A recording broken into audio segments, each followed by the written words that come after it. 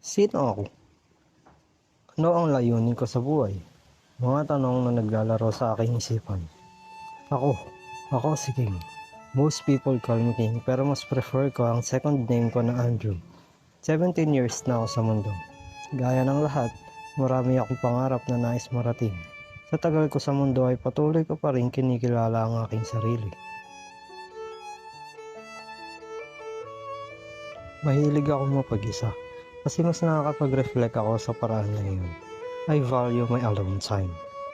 Pero kahit ganoon, may sumasama pa rin ako sa aking mga kaibigan para makipag-bonding. Mahilig ako gumala kasama sila.